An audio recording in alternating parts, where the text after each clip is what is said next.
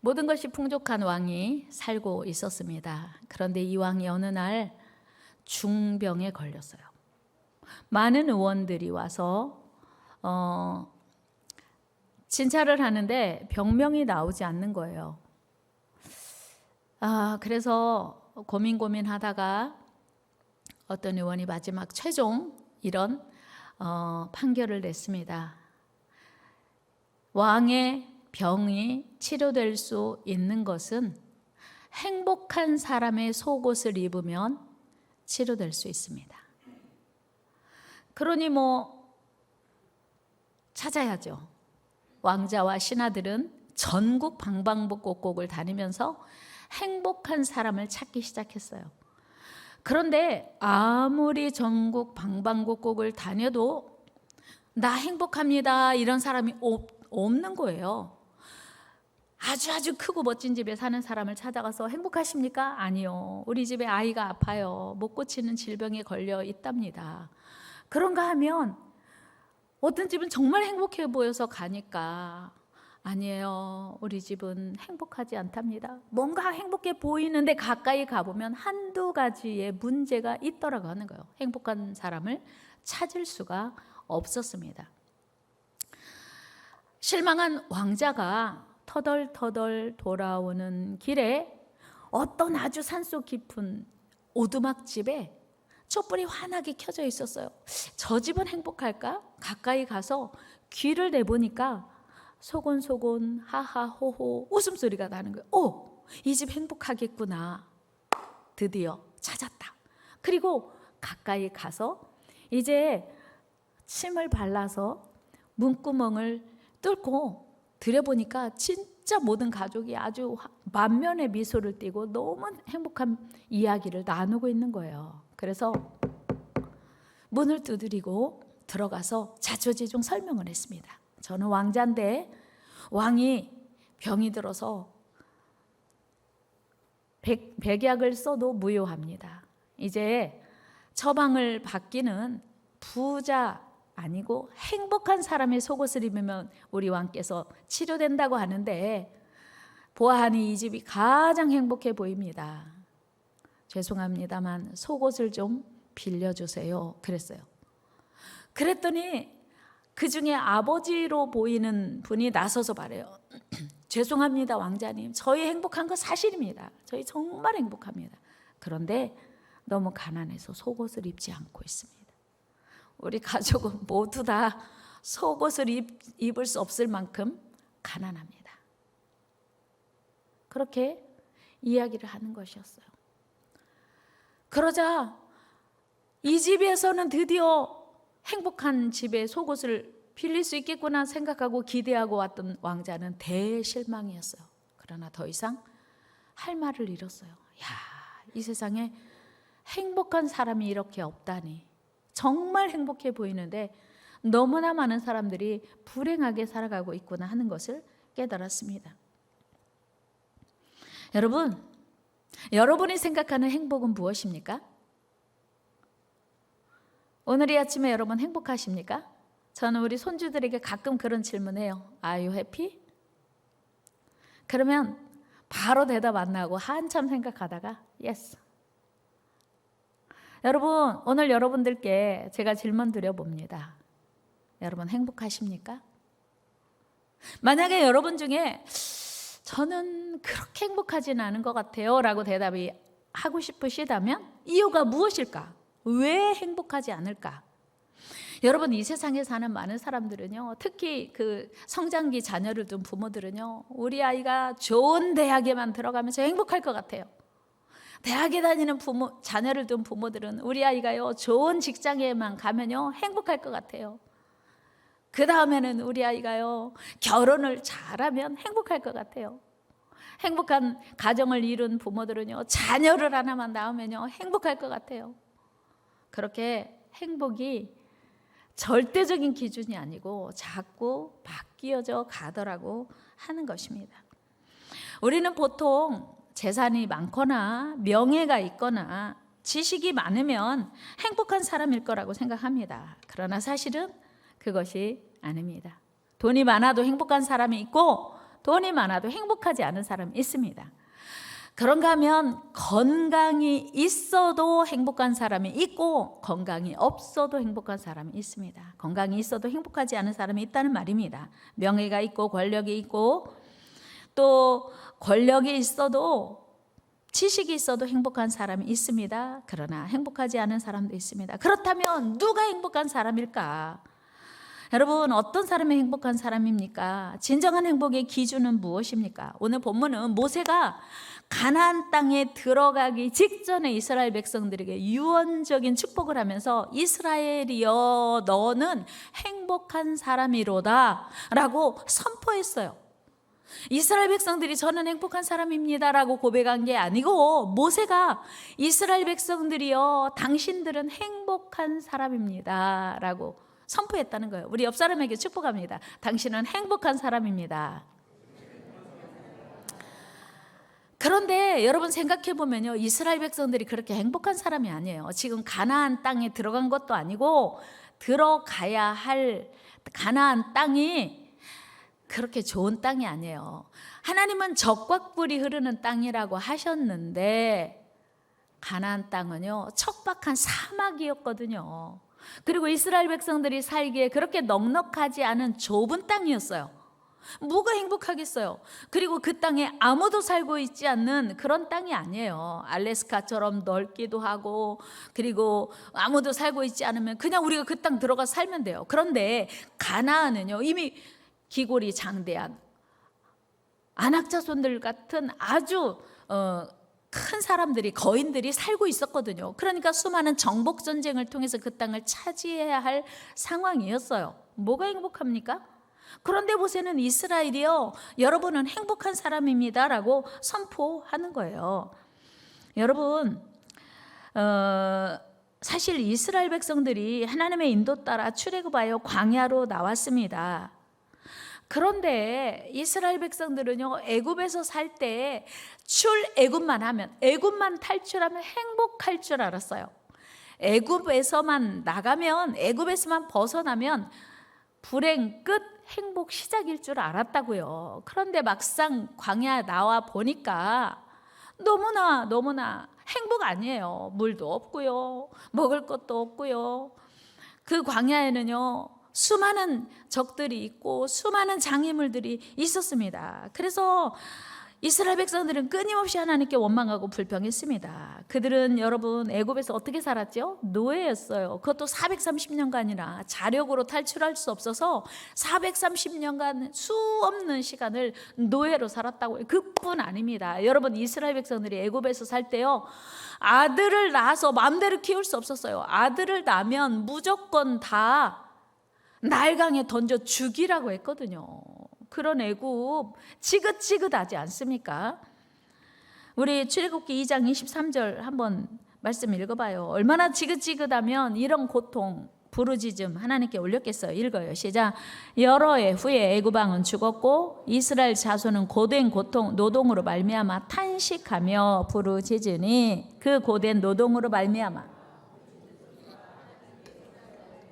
고된 노동으로 말미암아 부르짖는 소리가 하나님께 상달됐대요. 얼마나 힘들었으며 하나님 제발 애굽에서 탈출하게 해주세요. 노예 신분에서 자유의 몸이 되게 해주세요.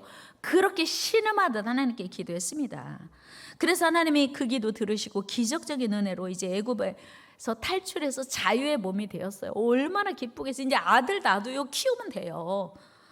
얼마나 기쁘고 행복한 일이겠습니까? 출애굽을 이룬 이스라엘 백성들은요 더 이상 그 어떤 불평도 불만도 없어야 했습니다. 그런데 출애굽 이후에 이스라엘 백성들의 모습을 보면 어떻습니까? 그들은요 기쁨과 감사와 행복이 오래가지 못했어요. 그들은 맞닥뜨린 어려운 현실 앞에서 감격과 감사를 잃어버리고 모세와 하나님을 원망합니다. 그런데 어떤 원망이냐면요 차라리 애굽이 좋았어 라고 하는 거예요. 출애굽기 14장 11절 읽어요. 시작. 그들이 또 모세에게 이르되 애굽에 매장지가 없어서 당신이 우리를 이끌어내어 이 광야에서 죽게 하느냐 어찌하여 당신이 우리를 애굽에서 이끌어내어 우리에게 이같이 하느냐. 여러분 애굽을 그리워하다니요, 말이 돼요?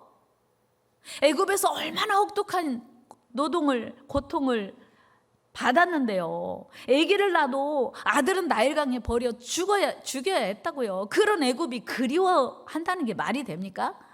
그런데 한 번만이 아니에요. 12절 또 보세요. 12절 시작. 우리가 애굽에서 당신에게 이른 말이 이것이 아니냐, 이르기를 우리를 내버려 두라.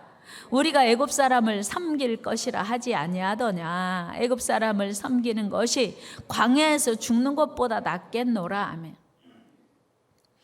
여러분, 이스라엘 백성들이 건망증이 심한가요? 애굽에서 너무 힘들어서 출애굽 시켜달라고 그렇게 하나님께 호소했거든요. 그래서 출애굽 시켜줬더니 애굽이 낫대요. 그런 말, 그 무슨 얘기냐면 그만큼 광야도 힘들다는 얘기예요. 여러분, 우리가 예수 믿어도요, 광야도 여전히 힘들어요. 애굽은 예수님 믿기 이전의 삶이고, 이제 출애굽해서 광야 40년 지나는 건 우리 신앙생활이거든요. 가나안은 천국이고, 다 같이 애굽도 힘들고 광야도 힘들다. 여러분, 애굽이 얼마나 힘들었으면, 세상에 바로가 얼마나 이스라엘 백성들을 학대했으면 아기를 낳아서 내 아기를 마음대로 키울 수 없게 했냐고요. 너무 악한 왕이었잖아요. 거기서 벗어나서 행복해야 되는데 광야가 얼마나 힘들었으면 광야에서 차라리 애굽이 나았다고 애굽으로 돌아가자고 원망했겠어요.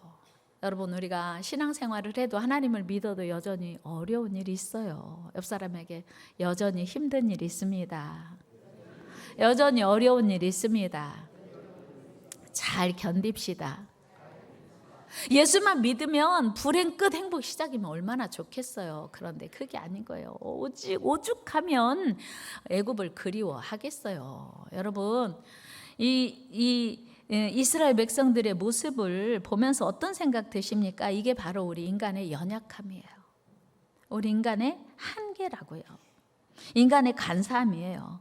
여러분, 우리가 고통 가운데 있을 때는요, 그 고통만 해결되면 더 이상 소원이 없을 것 같고 행복할 것 같은 간절함이 있습니다. 그러나 막상 그 고통이 해결되고 되면 또 다른 간절함이 생기는 거예요. 이것이 우리 연약함이고 한계입니다.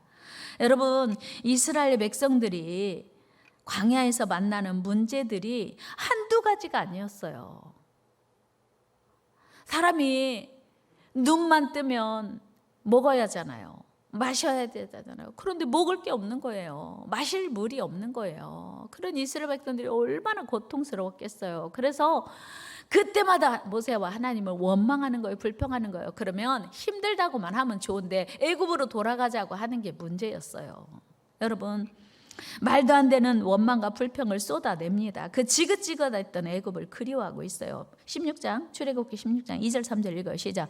이스라엘 자손 온 회중이 그 광야에서 모세와 아론을 원망하여 이스라엘 자손이 그들에게 이르되 우리가 애굽 땅에서 고기 가마 곁에 앉아 있던 때와 떡을 배불리 먹던 때 여호와의 손에 죽었더라면 좋았을 것을.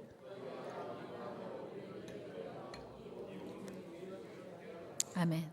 먹을 것이 없으니까 얼마나 힘들겠어요. 배고픈 것을 견디는 건 정말 힘들잖아요. 죽는 것을 경험하니까요.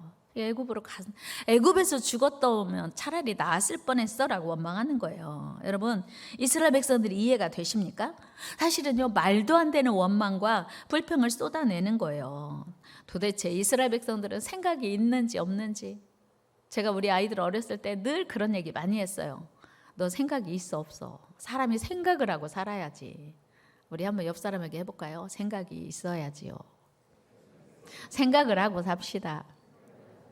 어떻게 애굽에서 나왔는데 그 애굽을 또 그리워하냐고요. 오늘 힘든 건 알겠어요. 그래도 애굽을 차라리 하나님 안 믿는 게 낫겠어. 이런 얘기하는 거예요. 이스라엘 백성들의 지금 이 고백은. 어떻게 하나님을 안 믿는 게 낫다고 말할 수 있어요. 그리고 모세와 아론과 하나님을 원망하는 거예요. 특별히 가나안 땅을 정탐하고 온 10명의 부정적인 보고를 들은 이스라엘 백성들은요, 걷잡을 수 없는 원망을 쏟아냅니다. 민수기 14장 2절 3절 읽어요. 시작.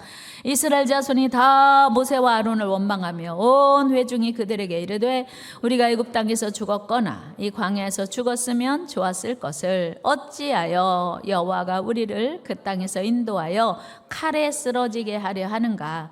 우리 처자가 사로잡히리니 애굽으로 돌아가는 것이 낫지 아니하랴. 아멘. 하나님은 안 믿는 게 나을 것 같아, 이런 얘기 하는 거예요. 이거 말도 안 되잖아요. 어떻게 이렇게 원망불평할 수가 있겠습니까? 이것은 무엇을 의미합니까? 여러분, 이스라엘 백성들이 애굽이 좋아서예요? 아니에요. 광야가 너무 힘들어서요? 그럴 수도 있어요. 애굽은요, 그래도 고통이었고요, 지옥이었어요.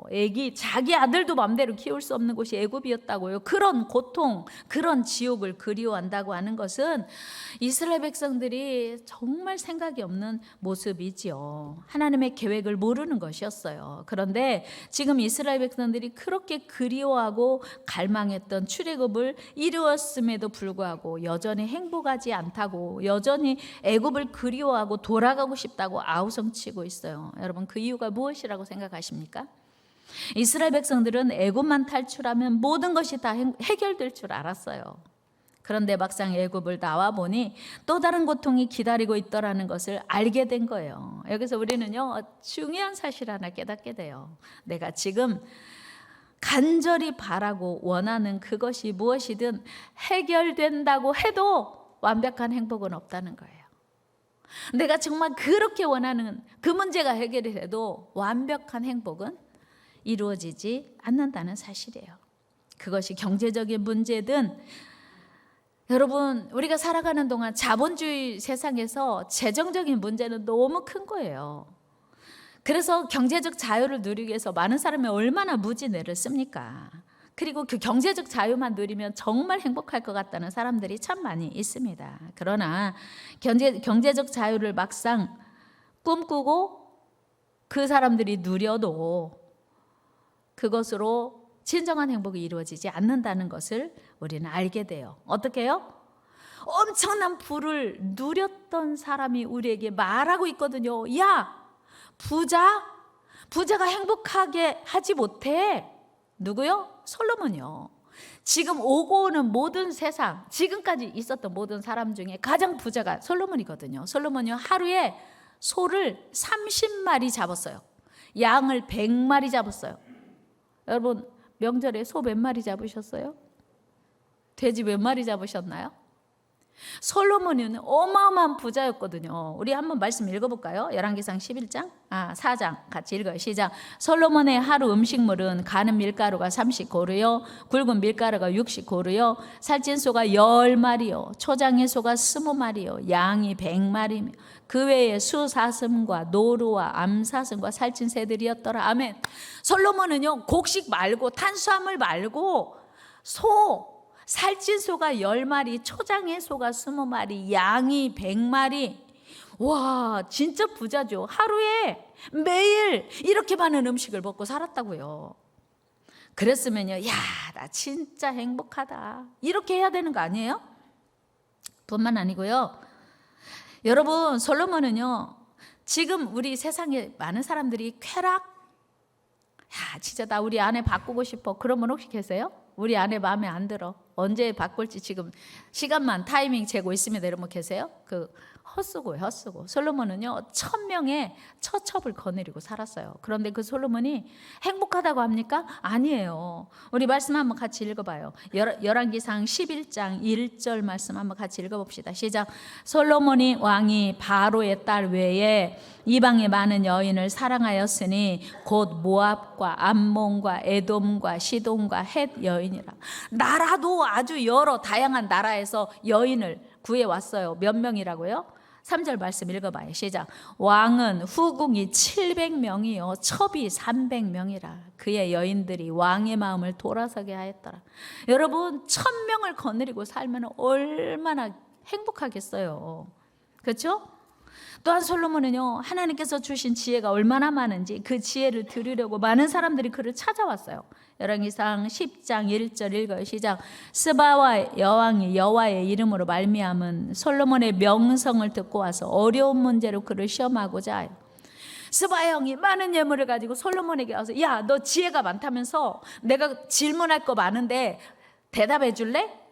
그랬어요. 그랬는데 하나도 대답하지 못하는 게 없었대요. 3절 말씀 같이 읽어봐요. 시작. 솔로몬은 그가 묻는 말에 다 대답하였으니 왕이 알지 못하여 대답하지 못한 것이 하나도 없었더라. 여러분, 지금도 도서관에서, 독서실에서 더 많은 지혜와 지식을 얻기 위해서 날밤 새면서 몸부림치는 사람들이 얼마나 많습니까? 그런데 솔로몬은요, 그 많은 지식과 지혜를 다 얻은 사람, 누린 사람이었어요. 솔로몬 왕의 지혜를 시험하러 온 스바 왕이, 너 진짜 너 행복한 사람이다, 복받은 사람이다, 이런 말 했거든요. 8절 말씀 한번 읽어요. 시작. 복되도다 당신의 사람들이여, 복되도다 당신의 이 신하들이여, 항상 당신 앞에 서서 당신의 지혜를 들음이로다. 스바 여왕이 인정한 거, 너 지혜 진짜 대단하다. 여러분, 그런 솔로몬이라면 나는 행복합니다, 이렇게 날마다 노래해야 되는 거 아니에요. 솔로몬이 뭐라고 했어요? 그거 다 헛거야. 헛되고 헛되고 헛되고 헛되니 모든 것이 헛되다고 말하고 있는 거예요. 우리 전도서 1장 2절 말씀 읽어요. 시작. 전도자가 이르되 헛되고 헛되며 헛되고 헛되니 모든 것이 헛되도다. 여러분, 사람은 사람이 말하니까 우리 믿어야 돼요. 부자, 하루에 내가 소를 300마리씩 잡았는데 그거 별거 아니야. 헛거야, 헛거. 내가 1000명의 여인과 살아봤는데 헛거야, 헛거. 내가 어마어마한 지혜를 누리고 재판도 잘하고 나라를 다스렸는데 헛거였어. 이렇게 고백하는 거예요. 여러분, 그렇다면 솔로몬도 행복하다고 말하지 못한다면 누가 행복한 거예요 도대체? 오늘 모세가 이스라엘 백성들에게 너는 행복한 사람이로다 라고 말할 때 그 행복이란 단어가 블레시드예요. 영어로. 히브리어로는 토브예요. 하나님이 천지를 창조하시고 보시기에 좋았더라, 그 좋았더라가 토브거든요. 그러니까 완벽한, 축복받은, 하나님 보시기에 좋은 상태예요. 우리 창세기 1장 4절 한번 같이 읽어요. 시작. 빛이 하나님의 보시기에 좋았더라. 31절도 사람 만드신 이후에도 같이 읽어요. 시작. 하나님이 지으신 그 모든 것을 보시니 보시기에 심히 좋았더라. 이게 토브예요. 블레시드. 이스라엘이여 너는 행복한 사람이로다. 이게 블레시드거든요. 그런데 하나님이 보시기에 좋은 상태가 행복이고 축복받은 이라는 형용사란 말이에요. 신명기 10장 13절에서도 행복이라고 말하잖아요. 이스라엘이여 너는 행복한 사람이로다. 너같이 복받은 사람이거든요. 이게 바로 토브예요. 블레시드. 오늘 본문에서 모세는 이스라엘 백성들에게 토브, 블레시드를 선포하고 있습니다. 여러분, 그렇다면 이스라엘 백성들이 행복한 이유가 뭐예요? 오늘 본문 29절이에요. 같이 다시 한번 읽겠습니다. 시작. 이스라엘이여 너는 행복한 사람이로다. 이유는 여호와의 구원을 너같이 얻은 백성이 누구냐? 그는 너를 돕는 방패시요 내 영광의 칼이시로다. 네 대적이 네게 복종하리니 내가 그들의 높은 곳을 밟으리로다. 아멘. 여러분, 이스라엘 백성들이 행복자라고 선포하는 이유가 뭐예요? 땅이 넓어서요? 아니요. 그 땅이 비옥해서요? 아니요. 척박한 땅이에요. 그 땅이 너무 좁아요. 그런데 왜 행복하냐면 그것은 세상 모든 민족 중에서 유일하게 하나님이 부르셨고 택하셨고 하나님을 섬길 수 있는 기회를 주신 백성이니 행복자라고 하는 겁니다. 그리고 마침내 하나님은 그들의 방패와 칼이 되어 주신다고 약속하셨으니 완벽하게 보호해 주신다는 약속이거든요. 그러니까 행복한 거예요. 그리고 마침내 그들에게 승리를 거두게 하실 것이라는 약속 때문에 그들은 행복한 사람이라는 거예요. 여러분, 이보다 더 큰 은혜가 어디 있어요? 하나님이 지켜주시고 보호해 주시면 행복인 거예요. 이런 약속받은 이스라엘이야말로 행복자입니다. 하나님께서는 실제로 수없는 고난, 홍해 앞에서도 광야 앞에서도 메마를 배고플 때는 만나 내려주셨고, 홍해는 갈라주셨고, 목마를 때는 생수를 반석에서 내어주셨어요. 우리 이사야 43장 2절 읽어요. 시작. 네가 물 가운데로 지날 때 내가 너와 함께 할 것이라. 강을 건널 때 물이 너를 침몰하지 못할 것이며 네가 불 가운데로 지날 때 타지도 아니할 것이요 불꽃이 너를 사르지도 못하리니. 아멘. 하나님의 약속이에요. 네가 불 가운데로 지나게 될 거냐? 내가 지켜줄게. 너 불 가운데로 들어갈 때가 있겠어? 지켜줄게. 여러분, 우리가 하나님을 믿어도요, 물 가운데 지날 일이 없는 게 아니라는 사실이에요. 불 가운데 들어가는 죽을 것 같은 고통이 없는 게 아니고 들어갈 때 지켜주신다는 약속이에요. 여러분, 이 정도면 행복한 자들 아닙니까? 그렇다면 오늘 우리는 어떻습니까? 여러분 행복하십니까? 행복하지 못하다면 그 이유가 뭐예요? 예수 그리스도 안에서 영적으로 하나님의 백성, 이스라엘 백성으로 부르심을 받고 하나님을 섬기는 우리는 행복자라는 거예요. 그렇게 행복하지 못하다면 내가 오늘 애굽에서 살고 있는가? 여전히 하나님을 믿는다고 출애굽했는데 다시 애굽을 그리워하고 있는가? 아니면 광야에서 살고 있기 때문인가? 여러분, 지금 여러분이 행복하지 못하다면, 만족하지 못하다면 그 이유가 무엇인지 생각해 봐야 돼요. 재정적으로 부족하기 때문인가? 어떤 분이요, 얼마 전에 저한테 전화해서 목사님, 저 로또 살까요? 왜요? 그랬더니 도와주고 싶은 분이 너무 많은데 돈이 없어서 못 도와주겠대요. 제가 그랬어요. 국장님, 로또 사지 마. 우리 아버지가 로또 당첨되면 교회 성전 건축해 준다고 로또 엄청 샀거든요. 근데 당첨 못 되고 돌아가셨어요. 사지 말아요. 절대로 당첨 안 됩니다. 그리고 지금 할 수 있는 만큼 그냥 도와주세요. 목사님, 도와주고 싶은 사람이 너무 많고요. 진짜 안타까운 사람이 너무 많아요. 재정적으로 좀 더 넉넉하면 더 도와주면서 행복할 것 같잖아요. 아니에요.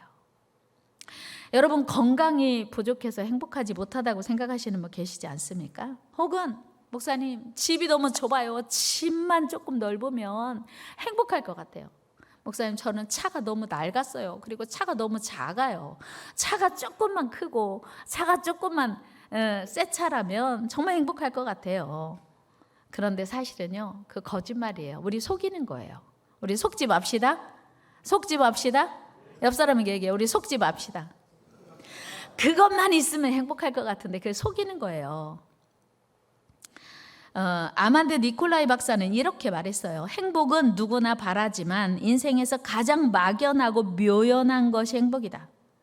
사람들은 행복을 얻을 수 있겠다 싶으면 무엇이든 바라고 그것을 얻으려 했습니다. 그것들은 건강이요, 멋진 외모요, 이상적 결혼이요, 자녀요, 편안한 집이요, 차요, 성공이요, 명성이요, 재정적 독립 등 끝이 없습니다. 우리를 속이는 거예요. 이것만 있으면 되는데 속이는 거예요. 그것만 있으면 된다고 속이는 거죠. 하지만 이런 목표를 다 이룬다 해도 누구나 행복을 얻는 것은 아니라는 사실이에요. 그렇다면 우리가 어떻게 완벽한 행복을 얻을 수 있을까? 이제부터는 이제 잘 들으셔야 돼. 이제 눈 뜨고 지금까지 다 안 들었어도 지금부터는 잘 들으셔야 돼. 여러분, 내가 아무리 대단한 목표를 세워도 그거 다 이루는 것도 아니고 이루어도 진정한 행복에 이르지 못한다고 하는 거예요. 완벽한 행복은 하나님 안에서만 가능합니다. 한번 해볼까요? 완벽한 행복은 하나님 안에서만 가능합니다. 아멘. 프로렌턴 보드로는 이렇게 말했어요. 행복에 대해서 하나님만이 행복과 기쁨의 원천이시며 그분을 떠나서는 그 어떤 피조물도 행복의 원천이 될 수 없다. 그러나 그분도 피조물들을 활용하여 인간이 전인적 행복을 아름답게 꾸미고 마무리하고 완성하신다. 피조물들을 통해서 전인적 행복을 마무리하신다고 하는 거예요. 그렇습니다, 여러분. 오늘 영적 이스라엘 백성이 된 우리는 하나님이 너는 행복한 사람이야 라고 말하면 아멘 하는 거예요. 우리가 행복하지 못하다면 이유는 분명합니다. 그것은 우리가 가난하기 때문도 아니고 건강이 문제가 있기 때문도 아닙니다. 혹 명예가 없거나 지식이 없어서도 아닙니다. 또한 우리가 지금 애굽에 있기 때문도 아니고 메마른 광야에 있기 때문도 아닙니다. 오늘 우리가 행복하지 못하다면 그 이유는 행복의 원천이신 하나님으로 충만하지 못하기 때문이에요. 여러분 찬송가 438장 보면 내 영혼이 은총 입어 중한 재짐 벗고 보니 내 주 예수 모신 곳이 그 어디나 하늘나라. 초막이나 궁궐이나 내 주 예수 모신 곳이 그 어디나 하늘나라라고 노래하고 있습니다. 그렇습니다. 여러분 오늘 우리 하나님은 우리 모두가 하나님으로 행복해지기를 원하세요. 우리 하나님으로 행복해집시다. 하나님으로 충만합시다. 하나님으로 충만할 때 하나님의 주시는 행복으로 충만할 수 있다는 거예요. 우리가 어느 곳에 있든지 전능하신 우리 아버지 하나님은 우리를 지키시고 보호하시고 동행하십니다. 그러므로 우리가 가난하거나 몸이 약해도 사랑의 하나님, 능력의 하나님으로 충만하기만 하면 우리는 충분히 행복자가 되는 거예요. 존 칼빈은 이렇게 말했습니다. 하나님은 자신의 자녀들을 영원히 행복하게 하실 뿐 아니라 자신의 행복에 참여하게 하신다. 하나님이 우리를 행복하게 하신다는 거예요. 사랑하는 여러분, 더 이상 행복을 세상에서 찾으려고 하지 말기를 바랍니다. 세상에서 행복을 찾는 것은 우물가에서 숭늉을 찾는 것과 똑같아요. 여러분 요한복음 4장에 보면요, 결혼을 5번 한 여인이 나와요. 왜 결혼을 5번 했을까요? 행복 찾으려고, 행복해지려고. 그런데 이 여인이요, 물을 길러 왔어요. 마실 물을 길러 왔다는 의미도 있지만 우물가에 왔다는 건 아직도 갈증이 있다는 거예요. 인생에 아직도 해결해야 할 문제가 있다는 거거든요. 그런데 예수님이 그렇게 말씀하세요. 네가 주는 물은, 네가 구하는 물은 다시 목마르려니와 내가 너에게 주는 물은 영원히 목마르지 않다. 우리는 그 물로 채워야 되는 줄로 믿습니다. 우리 요한복음 말씀 한번 같이 읽어볼까요? 시작. 예수께서 대답하여 이르시되 이 물을 마시는 자마다 다시 목마르려니와 내가 주는 물을 마시는 자는 영원히 목마르지 아니하리니 내가 주는 물은 그 속에서 영생하도록 솟아나는 샘물이 되리라. 아멘. 여러분 목마르세요? 왜 목마르시다고요? 하나님으로 충만하지 않아서 그래요. 하나님이 주시는 그 생수로 충분하게 우리의 갈증을 채울 수 있습니다. 마지막으로 이야기 하나 하고 오늘 말씀 마치겠습니다. 한 소년이 무지개를 찾아 나섰습니다. 그런데 아무리 무지개를 잡으려고 해도 무지개를 잡을 수가 없어요. 무지개가 보여서 쫓아가면요, 무지개가 더 멀리 도망갔거든요. 그래서 어느 날 이 청년은 무지개 잡기를 포기합니다. 그리고 집에 돌아와요. 청년의 머리는 이미 소년의 머리는 허옇게 샌 이후였어요. 그런데 무지개를 포기하고 집에 와 보니까 무지개가 자기 집 위에 걸려 있는 것이었어요. 얼마나 허망했겠습니까? 여러분, 우리 인생은 수가성 여인의 행복을 찾아 갈급해하는 것처럼 세상에서 행복을 찾으려고 하면 할수록 더 목마를 뿐입니다.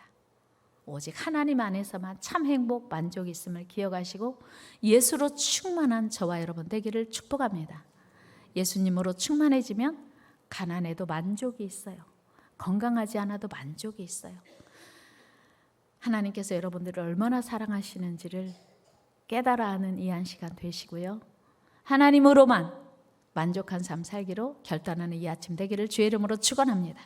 우리 같이 행복 찬양하시겠습니다. 화려하지 않아도 정결하게 사는 삶, 가진 것이 없어도 감사하며 사는 삶, 내게 주신 작은 힘 나눠주며 사는 삶, 이것이 나의 삶의 행복이라요. 우리 같이 선언 선포하면서 찬양하겠습니다.